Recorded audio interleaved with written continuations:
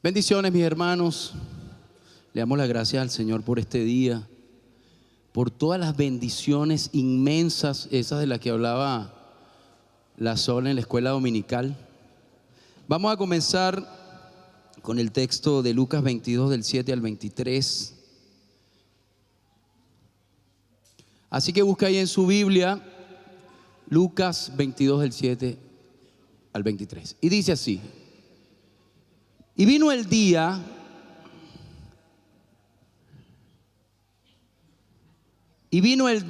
de los ázimos, en el cual era necesario matar la Pascua. Y envió a Pedro y a Juan diciendo: Id, aparejadnos la Pascua para que comamos. Y ellos le dijeron: ¿dónde quieres que aparejemos o que nos juntemos? Y él les dijo: he aquí, cuando entraréis en la ciudad, os encontrará un hombre que lleva un cántaro de agua. Seguidle hasta la casa donde estaré. Y decid al padre de la familia de la casa: el maestro te dice: ¿dónde está el aposento donde tengo de comer la Pascua con mis discípulos? Entonces él os mostrará un gran cenáculo aderezado, aparejad allí.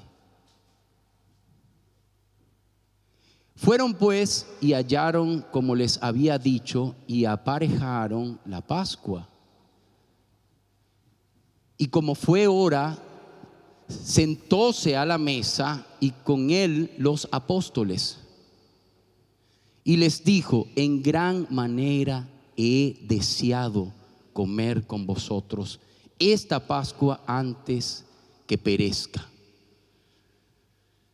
Porque os digo que no comeré más de ella hasta que se cumpla en el reino de Dios. Y tomando el vaso, habiendo dado gracias, dijo: tomad esto y partidlo entre vosotros. Porque os digo que no beberé más del fruto de la vid hasta que el reino de Dios venga. Y tomando el pan, habiendo dado gracias, partió y les dio, diciendo: este es mi cuerpo que por vosotros es dado, haced esto en memoria de mí. Asimismo también el vaso después que hubo cenado, diciendo: este vaso es el nuevo pacto en mi sangre que por vosotros se derrama. Con todo esto, he aquí la mano del que me entrega conmigo en la mesa. Y a la verdad, el Hijo del Hombre va según lo que está determinado, empero ay de aquel hombre por el cual es entregado. Ellos entonces comenzaron a preguntar entre sí: ¿cuál de ellos sería el que había de hacer esto? Padre amado, te damos las gracias, Señor, por tu bendita y maravillosa palabra. Oh Dios, te damos las gracias por este día, Señor.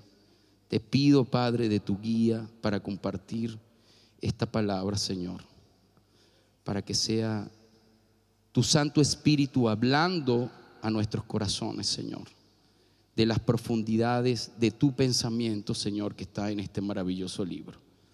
Te lo pedimos en el nombre de Jesús. Y la iglesia dice: hermanos, nuestra iglesia es una, como otras muchas iglesias, que celebramos la cena del Señor, ¿verdad?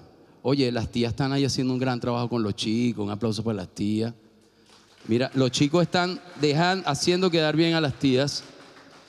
Quiero también agradecer y felicitar a los servidores, hermanos. Qué hermoso estos detalles que están acá hoy. Entonces les comentaba que nuestra iglesia es una congregación que celebra habitualmente la cena del Señor. Y esto se los comento porque no todas las iglesias lo hacen. Es un tema algo controvertido. Algunas iglesias lo celebran una vez al año. Y por lo general nosotros lo hacemos el primer domingo de cada mes. pero no sin alguna preocupación que comentaba con el pastor y con el cuerpo pastoral, con el pastor Renato Ponce Bernal, que me comentaba que la preocupación del cuerpo pastoral era que esto se convirtiera en rutina. Me dijo: huye, Alex, así como habla el Renatito. Están muy preocupados porque la verdad de las cosas es que en muchas iglesias sí esto se convirtió en un ritual. Y entonces nosotros, con esa preocupación, queríamos alejarnos de esta circunstancia. Aclarado esto, digo que la verdad, como trataré de exponer hoy, es que la cena del Señor, como lo dijo el apóstol Pablo en 1 Corintios 11, creo que del 23 al 24, gracias a mis hermanitos que están por allá siempre atentos, el apóstol Pablo explica todas las profundidades que contiene esta cena y todas las cosas que están inmersas en ella. Dice 1 Corintios, no sé si lo tenemos por ahí. Bueno, yo no sé, creo que tengo otra versión yo distinta. Sí, 1 Corintios 11 del 23 al 24. Porque yo recibí del Señor lo que también os he enseñado, que el Señor Jesús, la noche que fue entregado, tomó pan y habiendo dado gracias, lo partió y dijo: tomad y comed, esto es mi cuerpo que por vosotros es partido, hacer esto en memoria de mí. Como dice aquí, los hermanos colocaron acertadamente allí. Pero ¿qué estaba haciendo Jesús? Que decía Ariel hace poco, ¿qué hacía Jesús con sus discípulos? Estaban celebrando la Pascua. La Pascua fue instituida en Egipto para conmemorar, sé que algunos saben esto, la protección de la plaga de muerte de los primogénitos en Egipto. Sabemos que Dios envía a Moisés a hablar con Faraón para que liberara a su pueblo, y Faraón se opone, y después de muchas plagas que afectaron a esa ciudad, vino finalmente la muerte de los primogénitos, donde murió también el hijo de Faraón. Pero pasó que cuando el ángel de la muerte se paseaba por Egipto, había pasado por alto las moradas de los israelitas, que estaban pintadas con la sangre de los corderos que habían sido sacrificados por instrucción de Dios. Esto de pasar por alto es lo que entendemos como Pascua o Pesach. Pasas por alto, o sea, pasó de largo. Y cuando fue liberado el pueblo de Israel, comenzaron a celebrar la Pascua el día 14 del primer mes judío, que es el mes de Nisan, ¿no? Bueno, los historiadores ahí que me apoyen. Tenemos varios historiadores aquí, hermanos. Bueno, el hermano Luis y la hermana Gina. Hoy vimos a la Sole haciendo un trabajo ahí historiográfico muy bueno.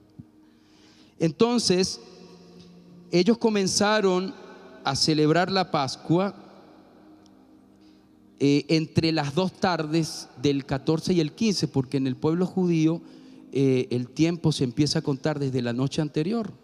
Es decir, que a la caída del sol, ¿verdad? Entonces, cuando cae el sol, ese ya es el día 15. Entonces estamos hablando de esas dos tardes donde empezaban ellos a comer esta Pascua. Se daba muerte al cordero o a un cabrito sin defecto. Y como dice Éxodo 6, esto se asaba y se comía con panes sin levadura y con hierbas amargas. Estos panes sin levadura y las hierbas amargas tenían una simbología muy arraigada en el pueblo judío. La sangre derramada era un tipo de la expiación, y las hierbas amargas simbolizaban los sufrimientos que vivió el pueblo durante más de 400 años esclavizados por los egipcios. Y el pan sin levadura representaba la pureza. Estamos hablando de un ritual, de una ceremonia muy elaborada, Y esto es lo que estaba celebrando Jesús con sus discípulos. Jesús sabía que además de ser entregado, venía una muerte inminente y venía un sufrimiento extremo. Eso lo sabía Jesús cuando estaba reunido con sus discípulos. Y Él le dice: he deseado profundamente o intensamente cenar con ustedes, con su familia, con sus discípulos. La mayoría de los discípulos se apartaban de su familia sanguínea y se iban a compartir esto con la familia de la fe. Por eso es que este es una acción que hacemos con la familia de la fe, con los hermanos en la fe. Y es sorprendente, mis amados, es asombroso todo lo que cambiaría a partir de esa celebración que Jesús hizo con sus discípulos. Todas las cosas que habían sido y que iban a dejar de ser a partir de allí. Un pueblo que estaba sumamente arraigado a sus tradiciones, me parece que es desde Moisés a Jesús hay aproximadamente un poco más de 1500 años. Sí, ¿verdad? Desde Moisés a Jesús. Y estamos diciendo que durante estos 1500 años, desde esa primera Pascua, cuando salieron apurados, que comentaba la Sole, ponía un ejemplo cuando los incendios. Hermano, esa gente tenía el bastón en la mano y estaban comiendo, saliendo apurados de ahí. Y desde esa fecha hasta la llegada de Jesús, tenían celebrando la Pascua de la misma forma.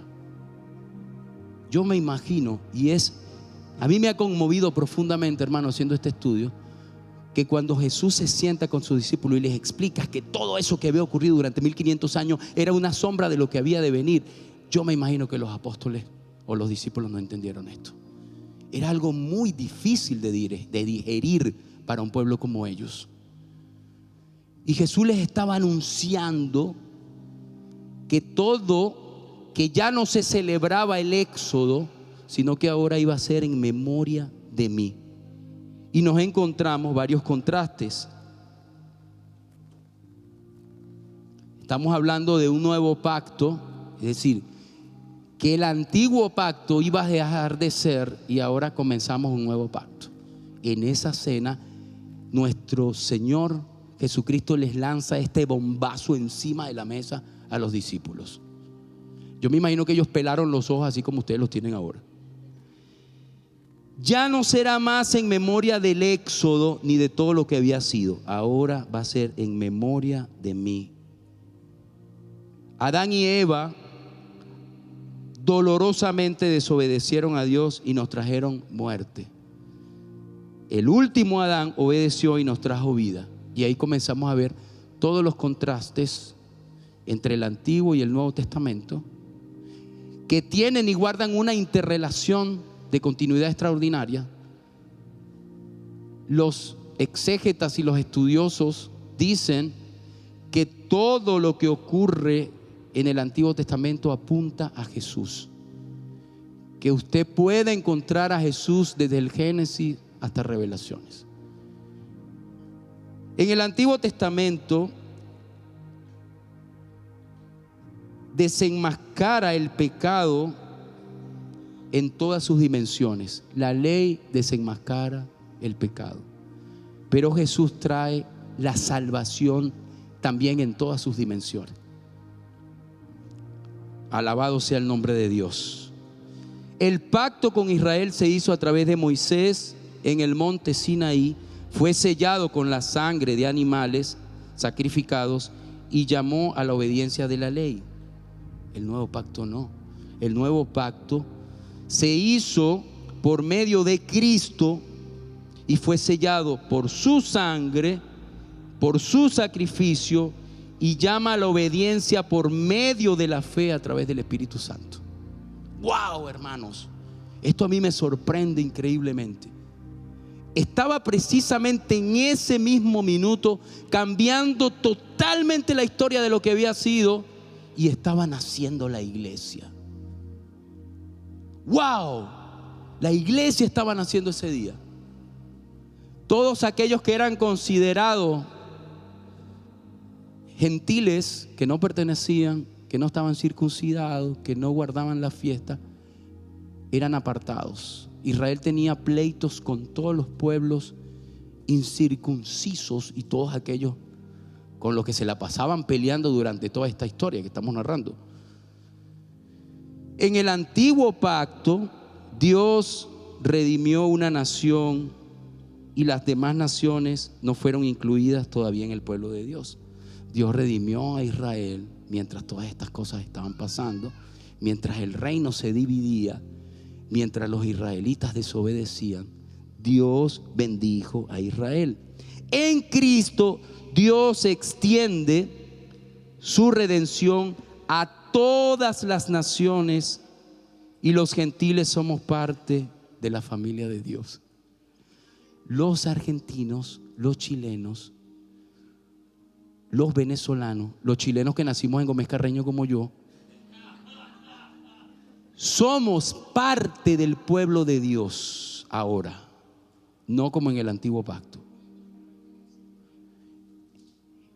La historia del Antiguo Testamento ocurre en base a una tierra que fue prometida y dada a un pueblo.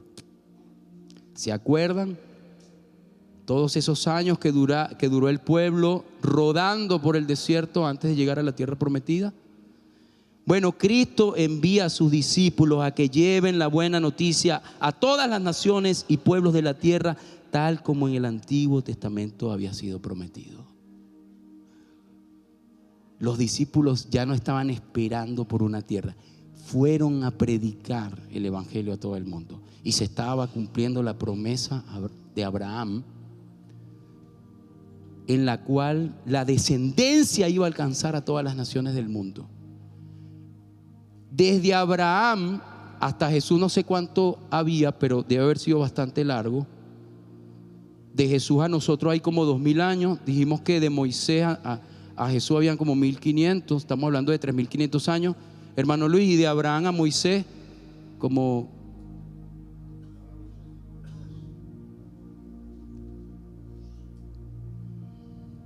cronología bíblica se llama esto.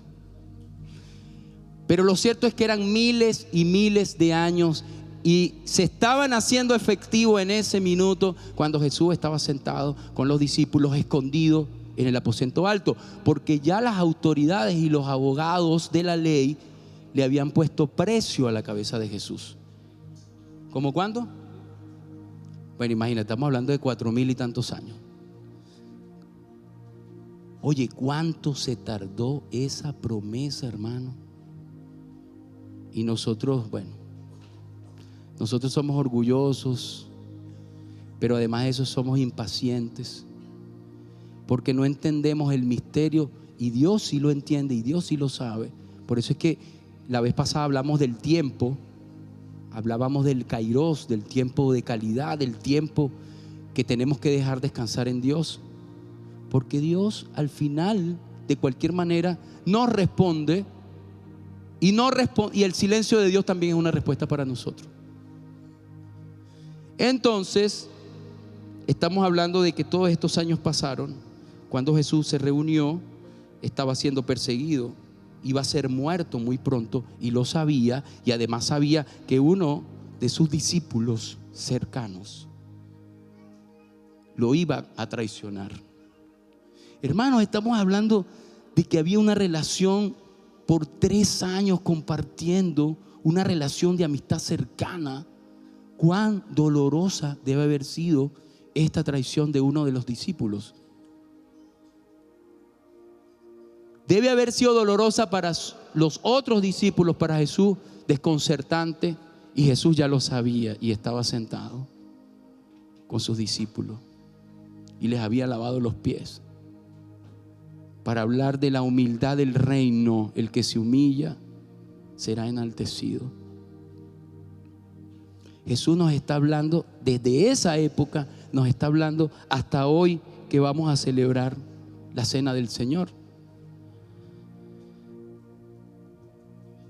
Sabemos que la cena del Señor es una ordenanza recordatoria de Jesús. O sea, nosotros sabemos que nosotros comemos la cena del Señor para recordar todo lo que el Señor nos mandó a recordar. La cena del Señor nos llama a mirar hacia atrás.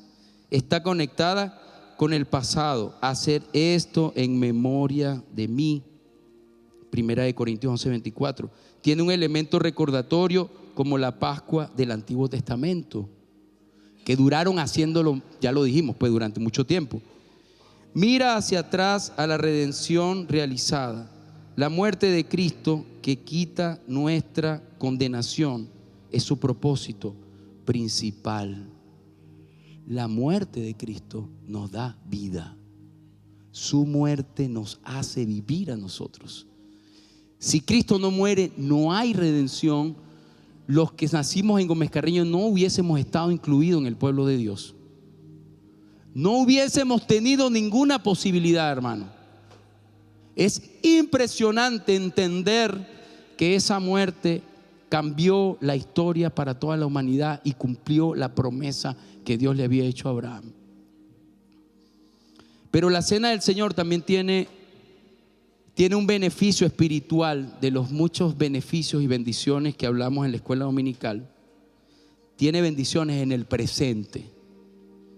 Participamos junto con los beneficios de su sangre derramada y de su cuerpo dado por nosotros, que fue hace mucho tiempo, pero disfrutamos de esos beneficios hoy, en un vínculo de comunión en el presente con Cristo y los beneficios que Él compró para nosotros. Hermano, estamos hablando del presente porque a través del Espíritu Santo Dios usa como medio de gracia la cena del Señor. Porque estamos hablando nada más y nada menos de un rey que murió pero que ahora vive y está sentado a la diestra del Padre. Hoy el Señor está vivo y por eso esta relación con Él se hace presente a través del Espíritu y nos alimenta. En todas las religiones, la mayoría de las religiones en el mundo, todos sus líderes están muertos, ¿verdad? Pero Cristo está vivo porque resucitó. Y entonces nosotros estamos compartiendo y participando de esta cena mientras el Espíritu nos redarguye, nos alimenta, nos trae a la memoria entendimiento y recordatorio de todo lo que estamos haciendo, hermano. Eso aumenta los beneficios en nosotros. Pero fíjense que la cena del Señor está a tres tiempos. Ya hablamos de que es una cena recordatoria, de que es una cena donde los beneficios a través del Espíritu se hacen presentes. Pero la cena del Señor también está conectada con el futuro. Yo no sé si eso está en Mateo 29, por favor. No sé si lo anoté ahí. Yo soy un dolor de cabeza para los hermanos. Hermano, lo escribí, mira, lo escribí con así, como la vieja escuela. Le decía al pastor ahora. Pero, pastor, me voy a comprar unos lentes nuevos, ¿oíste? Ahí está Mateo. Y os digo que desde ahora no beberé más este fruto de la vid hasta aquel día. Hay una promesa ahí que entra en las promesas escatológicas de los últimos tiempos, diría Pauli, en la escatología de los últimos tiempos. La cena del Señor tiene un beneficio espiritual en el presente, pero también está conectada con el futuro.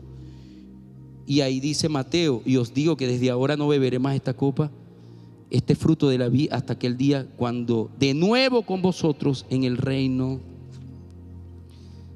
de mi Padre. La cena del Señor anticipa, no solo apunta al pasado y mira a un presente de gracia, sino que también apunta al futuro, cuando el Hijo de Dios beba del fruto de la vid con nosotros en aquella maravillosa cena de las fiestas del Cordero, hermanos, a lo que nosotros estamos esperanzados. Entonces, yo he estado muy conmovido. Mire, yo les cuento que ayer yo revisaba las últimas notas y yo no sé por qué me pasa esto. Yo creo que esto no le debe pasar a muchos de los que se paran aquí, pero yo no pude dormir, hermano. Yo no sé yo decía, Señor, yo tengo que dormir. Mañana tengo que hacer todo esto, tengo que cantar y todo. Y no pegué el sueño hasta un ratico ahí cuando sonó la alarma que ya. Pero esto de verdad, hermano, nos sobrepasa, porque entender la riqueza que guarda este momento que vamos a celebrar hoy es maravilloso. Cuando la tomamos, lo hacemos en memoria de la muerte de Cristo. En la cena disfrutamos de la comunión con Cristo en el presente. Pero nuestro Señor dijo que en el futuro beberá con su pueblo en el reino de su Padre. Alabado sea el que vive y reina. Es interesante notar que en la inauguración de aquel pacto en el Antiguo Testamento estaba Dios con su pueblo en medio de una comida. ¿Sabes? Y por eso es tan importante esa comida ahí en tu casa. No, esa comida es distinta. Y en el nuevo pacto estaba Dios con su pueblo en medio de una comida.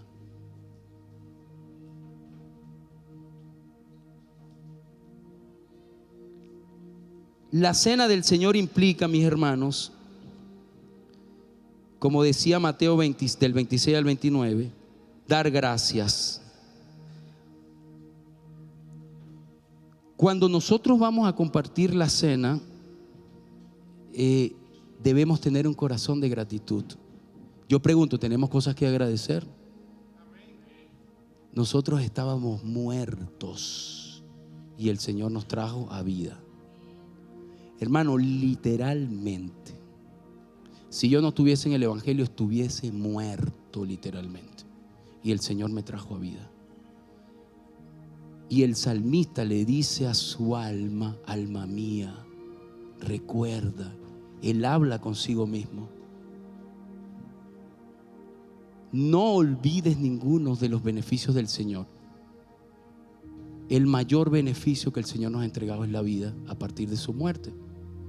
Entonces, una de las actitudes que tenemos hoy en el corazón para venir a compartir esta cena es un corazón lleno de gratitud. No hay perdón sin el sacrificio perfecto de Cristo. Si entendemos esto, debemos expresar una profunda gratitud porque el Hijo de Dios fue entregado para el bienestar eterno de nuestra alma y nuestro cuerpo. Otra implicación que tiene esta cena es la de partir el pan. Es una representación gráfica de la muerte de Cristo en la cruz, donde su cuerpo fue partido para asegurar nuestra redención. El Hijo de Dios sufrió todo lo que ustedes han visto y más. Todo lo que ustedes han leído y más. Pienso que no podría escribirse todo eso, hermano. Así que ese pan representa gráfica y ceremonialmente este momento. Que la participación en la sangre de Cristo, en 1 Corintios 10, 16, la comunión es una realidad en tiempo presente. Es algo que tiene lugar y hora a través del Espíritu de Dios. Esta sangre derramada de un Cristo resucitado que está sentado a la diestra del Padre. Y por último, la comida, la cena del Señor es una comida de pacto. No que nosotros vamos a hacer un pacto con el Señor porque ya el pacto está hecho, sino que debemos renovar ese pacto cada vez que nosotros en familia, con la familia de la fe, lo hacemos. Usted esta mañana cuando salió, creo que uno de los problemas, escuchaba una conferencia de un filósofo recientemente y él hablaba del pensamiento crítico y decía que uno de los problemas es que no tenemos una mirada crítica, y él hablaba obviamente de las pantallas.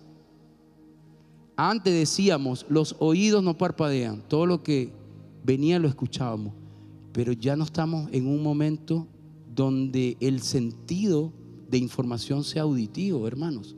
La pantalla, el TikTok, las redes sociales nos han convertido en unos miradores sin parpadeo, sin filtro.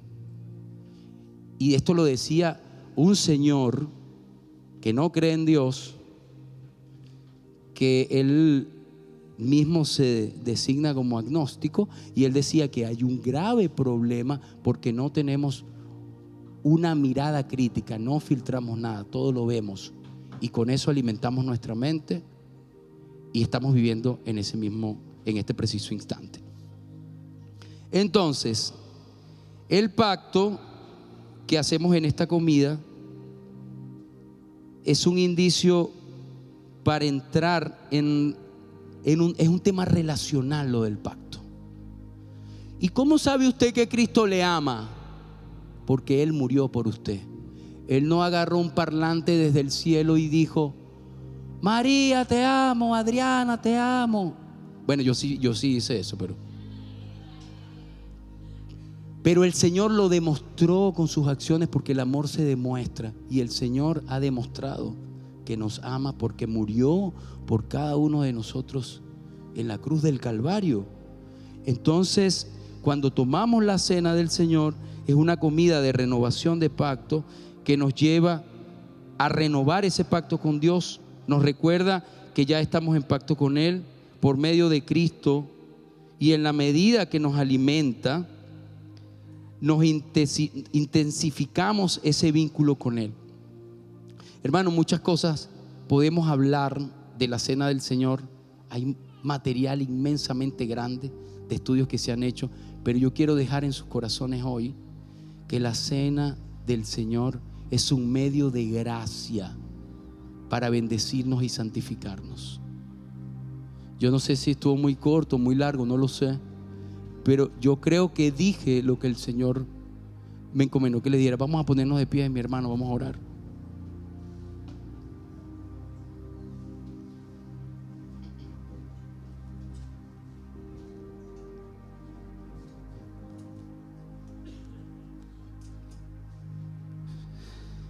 Padre amado, a esta hora, Señor, venimos ante ti, Padre, con un corazón lleno de gratitud, Señor.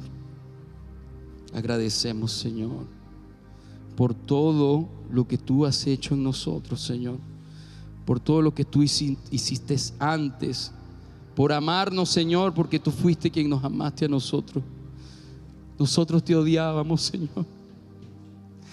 Nosotros te odiábamos, Señor, y tú nos amabas al mismo tiempo. Y queremos agradecerte por ese infinito amor. ¿Qué significa esta cena, Señor, en nuestro corazón? ¿Cómo está nuestro corazón? ¿Cómo salimos, Señor, de nuestra casa hoy? ¿Cómo estuvo nuestra semana? ¿Cómo entendemos tu muerte, Señor, para darnos vida? Nos sentamos, Señor, hoy en tu presencia con nuestros hermanos, con nuestra comunidad de fe, así como lo hacía el pueblo judío hace miles de años, así como lo hizo Jesús con sus discípulos, Señor, para honrar tu nombre, Señor, para recordar todos los beneficios, Señor, y las bendiciones que tu amor nos ha entregado y que tu gran sacrificio, Señor, ha hecho por nosotros.